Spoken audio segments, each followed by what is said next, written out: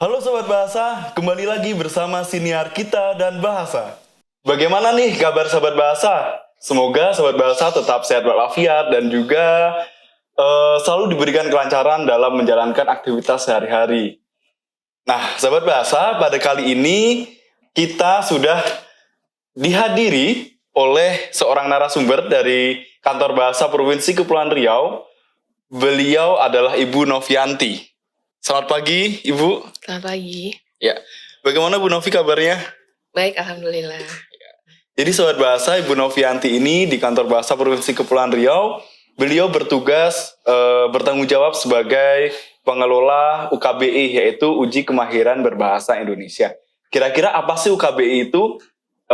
Barangkali ada Sobat Bahasa yang sudah pernah mengikutinya atau sudah pernah mengetahui tentang UKBI. Jika belum, kita simak bersama pengenalan mengenai UKBI dari Ibu Novianti. Ya Ibu, jadi UKBI ini apa sih Bu sebenarnya Bu? Ya mungkin Sobat Bahasa pernah mendengar TOEFL atau TOEIC yang sudah biasa kita jadikan alat uji bahasa asing, terutama bahasa Inggris. Jadi UKBI adalah salah satu sarana uji kemahiran berbahasa, tapi ini untuk menguji kemahiran berbahasa Indonesia, terdiri atas uji lisan dan tulisan ya. Kemudian terdiri atas 5 seksi, yaitu sesi 1 mendengarkan, sesi 2 merespon kaidah, sesi 3 membaca, sesi 4 menulis, dan sesi 5 berbicara. Jadi ini semacam alat ukur berbahasa. Ya, betul. Ya. Tapi ini tentang kemahiran berbahasa ya, bukan kemampuan. Jadi peserta yang mengikuti UKBI ini tidak harus mempelajari pelajaran bahasa Indonesia di kelas tertentu, tapi merupakan salah jenis alat uji untuk mengukur kemampuan berbahasanya itu tanpa memperhatikan pelatihan apapun atau apa yang sudah dipelajari begitu. Ya. Tapi apakah ini juga harus diikuti oleh penutur asli bahasa Indonesia begitu Bu? Apa sih pentingnya kira-kira? Ya, perlu diikuti oleh penutur asli bahasa Indonesia ya, karena ini akan tentu saja menjadi sarana evaluasi bagaimana kemahiran kita berbahasa Indonesia. Apalagi yang belum pernah mengikuti ujian ini ya, untuk mengetahui kita dasarnya peringkatnya apa sih kemampuan bahasa Indonesia kita di tingkat mana begitu. Jadi penutur asli pun juga perlu Bu ya untuk mengetahui kemampuannya ada di level berapa dan kira-kira bisa dijadikan sebagai alat evaluasi juga ya Bu ya. Ya, secara garis besar sasarannya adalah penutur jati bahasa Indonesia. Artinya orang yang berbicara atau menggunakan bahasa Indonesia dia harus diukur dengan UKBI. Iya. Lalu selintas mengenai sejarah UKBI ini kira-kira sudah dimulai sejak kapan dan kira-kira yang mutakhir ini bentuknya seperti apa Bu Novi? Ya, sejarahnya ya cukup panjang. Sebenarnya UKBI ini sejak tahun 1980-an itu sudah mulai menjadi gagasan di Kongres Bahasa Indonesia keempat tahun 1983. Kemudian mulai disusun dan dibakukan tahun 1990-an. Nah, di tahun 2003 keluar SK Mendiknas nomor 152 tahun 2003 untuk menetapkan UKBI ini sebagai alat uji kemahiran bahasa Indonesia. Lalu keluar pula hak ciptanya di tahun 2004. Nah, di tahun 2006 itu adalah peluncuran resminya baru tahun 2006. Lalu di tahun perkembangannya di tahun 2009 dan 2014 dimasukkan menjadi amanat dalam Undang-Undang Nomor 24 tahun 2009. Nah, kemudian dalam perkembangannya tahun 2016 menjadikan standar uji kemahiran berbahasa Indonesia. Ya, prosesnya dari awal itu berbasis kertas. Ya, jadi ada buku yang berwarna, mungkin sudah pernah menggunakannya, berwarna merah, kuning, dan biru. Ya. Berarti semacam ujian nasional juga Bu ya, ada LJK-nya juga. Iya, bentuknya tapi buku ya waktu itu, ada LJK jawaban komputernya, 5 jawaban komputernya yang diisi oleh peserta begitu. Dalam perkembangannya di tahun selanjutnya ada dalam bentuk semi internet ya, bentuk LAN. Jadi di beberapa balai dan kantor yang memiliki komputer, UKBI itu ditanam aplikasinya dan dikerjakan di sana begitu, tapi belum berbasis internet. Iya, iya. Ya, kemudian tahun 2019 ya dikembangkan dan tahun 2021 diluncurkan UKBI daring yang disebut UKBI Adaptif Merdeka gitu. UKBI Adaptif Merdeka. Ya. Itu seperti apa Bu Novi? UKBI Adaptif Merdeka. Ya, UKBI Adaptif Merdeka ini walaupun kita tidak mengira akan ada pandemi ya, sebenarnya menyesuaikan dengan kondisi yang ada pandemi ini, di mana kita harus berjaga jarak, kita tidak boleh berdekatan, tidak boleh, mungkin di awal-awal pandemi juga tidak boleh bertatap muka begitu ya. Ini dapat dilakukan di mana saja ya, instrumennya secara daring, aplikasinya bisa kita buka di ukbi.kemdikbud.go.id. Jadi ini bisa dilaksanakan di mana saja, di rumah, di sekolah secara kolektif bisa juga di melalui HP juga bisa, atau ponsel itu bisa dilaksanakan di mana saja yang mempunyai sinyal internet begitu. Jadi itu tadi Bu Novia perkembangannya dari yang awalnya dikembangkan dalam bentuk kertas, ujinya kemudian sekarang sampai bisa dikerjakan berbasis internet yang bisa dilakukan di mana saja. Tetapi apakah ini peserta juga bisa sebebas-bebasnya begitu Bu Novi? Misalkan saya punya waktu di atas jam 12 malam nih, apakah saya bisa kira-kira mengerjakan di atas jam 12 malam itu? Oh ya, tentu saja ada zona waktu yang kami sebut zona waktu pengujian yang maksudnya tidak semerdeka itu ya. Misalnya kalau internet itu kan sebenarnya bisa dilaksanakan 24 jam, tapi ini memang ada zona waktu pengujiannya. Ada 5 zona waktu pengujian yang dibagi, yaitu pertama dari pukul 8 sampai pukul 10, kemudian dari pukul 10 sampai dengan pukul 12, kemudian 13 sampai 15, kemudian 16 sampai 18, dan terakhir malam itu 19 sampai dengan pukul 21. Oh begitu. Berarti peserta itu untuk memilih reguler salah satu ya? Ya, dari Senin sampai dengan hari Kamis. Tapi tidak menutup kemungkinan, dan sudah kami lakukan juga untuk di sekolah atau di universitas yang ingin secara kolektif memesan waktu khusus, itu bisa diadakan di hari Jumat, Sabtu, atau Minggu bahkan begitu. Tapi memang harus dipesan dahulu begitu. Berarti intinya peserta ini diberikan kebebasan mengerjakannya di mana dan zona waktunya mau memilih yang mana, tetapi atas pilihan itu tadi Bu Novia yang sudah ditentukan oleh panitia UKBI. Iya, betul.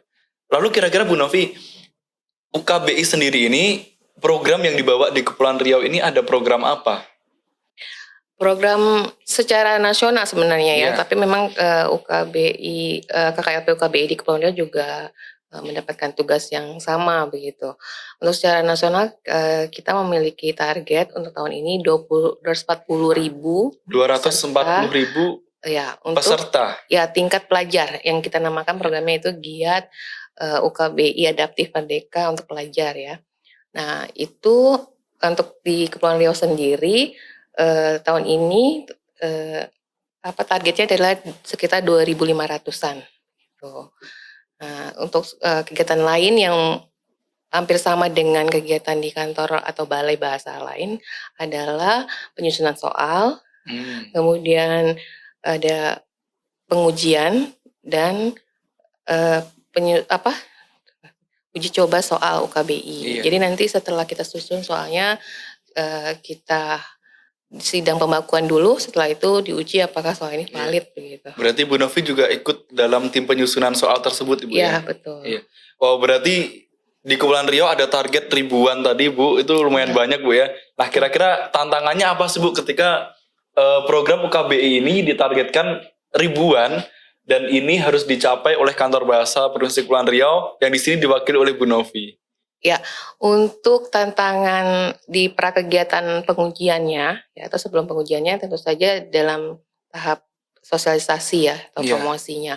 Jadi kalau bisa dibilang masih banyak sekolah-sekolah di kabupaten mungkin yang apalagi yang jauh ya dari ibu kota yang belum mendapatkan informasi atau terlambat mendapatkan informasi, itu pertama.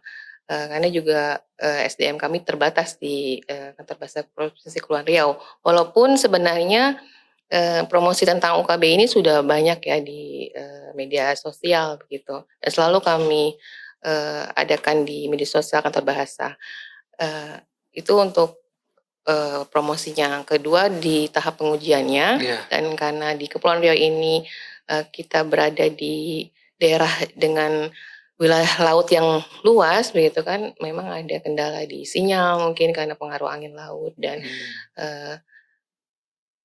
beberapa sekolah yang kami datangi memang fasilitasnya juga belum menunjang gitu. Karena ada beberapa fasilitas yang harus disiapkan untuk dapat mengikuti KBI ini gitu, mau di rumah atau di sekolah, ini sarannya harus disiapkan gitu. Dan beberapa sekolah memang belum memiliki fasilitas yang memadai ya. Salah satunya adalah selain sinyal internet ya, itu juga komputer yang sudah memiliki kamera begitu. Jadi kendalanya ada di perangkat Ibu ya, tantangannya itu. Iya, betul. Dan karena Kepulauan Riau ini selain kami berada di wilayah terluar di Indonesia, kita juga bukan hanya satu daratan tetapi dari gugusan pulau-pulau Ibu ya. Jadi mungkin mobilitas kemudian dari segi koneksi juga itu berpengaruh terhadap pelaksanaannya. Betul. Ya. Lalu Ibu tadi dari target ribuan itu kalau bisa Ibu simpulkan kira-kira antusiasnya dari peserta ini bagaimana Ibu? Apakah semangat dari peserta, semangat dari masyarakat Kepulauan Riau ini juga bisa mendukung Ibu untuk mencapai target itu? Ya, alhamdulillah antusiasnya sebenarnya luar biasa ya. Tahun lalu saja kita dari Kepulauan Riau ada 2 sekolah yang telah memenangi penghargaan peserta UKBI ini. Jadi selain program-program tadi juga ada program namanya apresiasi GIAT UKBI ya untuk pelajar. Jadi sekolah harus kalau yang ingin mengikutinya harus mengirim kegiatan UKBI di sekolahnya yang dokumentasinya, video atau artikel yang harus dikirim. Dan itu tahun lalu sudah ada yang memenangkan. Oh ya, jadi semacam dilombakan juga ya Bu ya, sekolah-sekolah ini. Dan dari sekolah itu kita datangi lagi, tahun ini mereka juga ikut lagi untuk mengadakan UKBI di sekolahnya. Dan sekolah lain juga sudah tertarik untuk mengikuti. Jadi selama bisa hampir 1 semester ini ya, tahun ini sudah ada beberapa sekolah yang minta didampingi untuk pelaksanaan UKBI di sekolahnya begitu. Dan juga dari yang untuk yang berbayar universitas juga kami sudah mendatangi 2 universitas untuk mendampingi para mahasiswa untuk melaksanakan UKBI begitu. Kalau boleh tahu Ibu tadi disebutkan ada 2 sekolah yang meraih apresiasi itu Bu ya, penghargaan apresiasi itu. Itu dari sekolah mana saja Ibu? Tahun lalu ya, tahun 2021 itu ada dari SMP Negeri 7 Tanjung Pinang dan SMP Negeri 6 Tanjung Pinang. Dua-duanya di tingkat SMP? Iya, betul. Ya, luar biasa Bu ya. Jadi apakah ini ada level-levelnya juga Ibu? Misalkan untuk siswa SMP itu soalnya beda dengan siswa SMA, beda juga dengan nanti masyarakat umum, atau ini semuanya sama standar soalnya? Ya, uji UKBI ini secara umum soalnya itu sama ya. Yang membedakan adalah setiap penambahan soalnya itu akan meningkat kesulitannya. Gitu. Jadi yang membedakan adalah bagaimana peserta itu dapat melampaui kesulitan itu.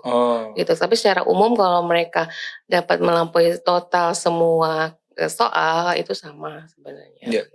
Jadi luar biasa Bu ya kalau ada 2 sekolah SMP tadi yang memperoleh apresiasi itu, penghargaan itu. Jadi ini mungkin sahabat bahasa yang sekarang ada di tingkat SMA, kuliah maupun masyarakat umum, jangan ketinggalan sahabat bahasa. Jadi jangan sampai kalah dengan tadi 2 sekolah SMP yang tadi disebutkan itu Ibu ya. Karena ternyata soalnya itu sama. Masa sih sahabat bahasa yang sekarang duduk di bangku SMA, kemudian juga masyarakat umum ini kalah antusiasnya dengan teman-teman yang ada di SMP. Seperti itu. Jadi tadi sudah dijelaskan oleh Bu Novi mengenai tantangannya juga, kemudian juga mengenai antusiasnya. Nah, kira-kira caranya sekarang Bu Novi untuk mengikuti UKBI ini bagaimana? Ya, caranya Sebenarnya untuk pra pengujian, pas pengujian, dan setelah pengujian itu semua lengkap di ukbi.kemdikbud.go.id ya, Iya. informasinya. Tapi kalau bisa saya jelaskan sekilas di sini, untuk persiapannya kita harus menyiapkan perangkat, tentu saja komputer atau telepon pintar, boleh yang berkamera ya tentu. Kemudian ada internet, dan siapkan kartu identitas. Kalau untuk pelajar tentu kartu pelajar atau kartu NISN. Untuk yang umum kartu pelajar, untuk mahasiswa kartu mahasiswa gitu. Dan nanti untuk ketika ujian diperlukan juga, tadi satu lagi adalah diperlukan kita harus memiliki pos L aktif ya. Kita tahu masuk ke dalam pos L kita. Jadi nanti verifikasinya melalui pos L masing-masing. Iya. Nah, ketika akan melaksanakan ujian kita harus menyiapkan komputer tadi yang berkamera dengan pelantang suara atau headset atau earphone. Lalu juga sinyal internet juga tentu saja harus baik gitu, karena nanti ada seksi mendengarkan, kita memerlukan sinyal yang cukup memadai begitu. Berarti ini semuanya bisa langsung mengaksesnya di laman tadi Bu ya, ukbi.kemdikbud. Ya, nanti pendaftaran dan masuknya kita dari laman itu. Ya. Lalu untuk misalkan siswa-siswa sekolah, pelajar SMP atau SMA, itu apakah mereka berbayar Bu untuk mengikuti program ini? Ya, khusus untuk program Giat UKBI Adaptif Merdeka Pelajar ini tidak berbayar atau gratis ya. Begitu. Jadi khusus untuk pelajar SMP dan SMA. Ya. Nah, lalu caranya bagaimana Ibu untuk memasukkan agar tidak diarahkan ke web yang berbayar tadi, di laman yang berbayar? Kira-kira apa sih yang harus disiapkan? Apakah memasukkan kode tertentu atau menghubungi dulu kemana? Di dalam ukbi.kemdikbud.go.id itu ada bagian pendaftaran itu ada 3 pilihan sebenarnya. Jadi satu pelajar, kedua kategori umum, mahasiswa umum dan profesi, yang ketiga kolektif ya. Jadi pilihannya sebenarnya kalau pelajar berarti pelajar gitu, nanti otomatis tidak ada permintaan untuk pembayaran begitu. Sedangkan kolektif itu sendiri menu baru ya. Jadi mungkin sekolah yang ingin secara kolektif lebih dari 100 orang mendaftarkan untuk mengikuti UKBI ini, mereka tinggal mengirimkan nama peserta gitu, daftar nama peserta dan biodata yang diperlukan ke pos L UKBI begitu. Nanti ada keterangan di dalam kolektif itu. Iya, jadi ketika proses mendaftar itu dipastikan sudah mengisi pada formulir yang sesuai Bu ya. Iya, betul. Pelajar silakan isi yang pelajar, masyarakat umum silahkan pilih yang umum begitu betul, Bu ya. Betul. Ya. Baik Bu Novi, mengenai biaya, tadi kan Ibu jelaskan bahwa untuk pelajar itu gratis atau tidak berbayar. Nah, lantas untuk masyarakat umum kira-kira bagaimana Ibu Novi? Baik, berdasarkan PP nomor 82 tahun 2016 tentang jenis dan tarif atas jenis penerimaan negara bukan pajak yang berlaku pada Kementerian Pendidikan dan Kebudayaan, pelajar atau mahasiswa itu sebenarnya harus berbayar 135.000, dan masyarakat umum 300.000, dan warga negara asing 1 juta rupiah. Namun ada program UKBI Adaptif, Giat UKBI Adaptif Pelajar yang diselenggarakan mulai tahun 2021 untuk pelajar tidak berbayar atau gratis. Itu kita tidak tahu ke depannya seperti apa. Tapi alasannya sendiri bahwa pelajar itu, terutama yang pelajar tingkat dasar dan menengah itu masih ditanggung oleh negara begitu. Baik Ibu Novi, hasil UKBI ini kan menunjukkan nilai dan peringkat. Nah, bisa dijelaskan tidak Bu, kira-kira nilai dan peringkatnya ini seperti apa? Baik, saya akan jelaskan. Jadi ada 7 peringkat UKBI dan nilainya seperti ini. Peringkat 1 istimewa, nilainya 725 sampai dengan 800. Kemudian peringkat 2 sangat unggul, nilainya 641 sampai dengan 724. Kemudian peringkat unggul nilainya 578 sampai dengan 640. Peringkat madya nilainya 482 sampai dengan 577. Peringkat 5 semenjana nilainya 405 sampai dengan 481. Peringkat 6 marginal nilainya 326 sampai dengan 444. Terakhir peringkat 7 terbatas nilainya 251 sampai dengan 325.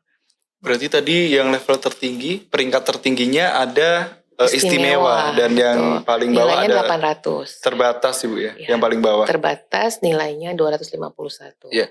Nah, kira-kira untuk menjadi penutur yang standar nih, memiliki kemampuan yang standar dalam penggunaan bahasa Indonesia, kira-kira harus mencapai di pemeringkatan atau nilai yang berapa itu Bu Novi?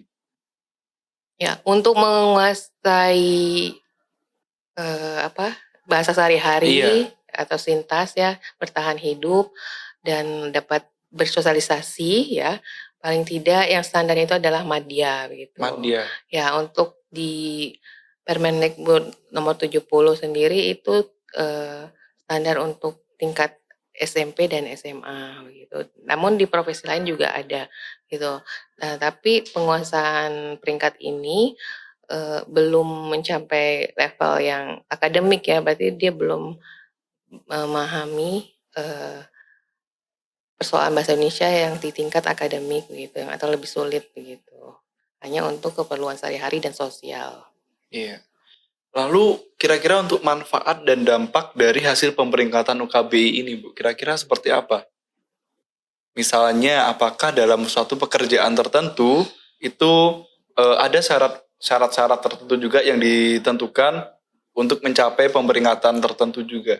Ya, secara umum manfaat UKBI dengan kita mengikuti kita dapat mengetahui padahal apa kemahiran berbahasa kita yang perlu ditingkatkan, apakah dalam hal membaca, menulis, mendengarkan, berbicara, atau dalam hal pemahaman kaidah.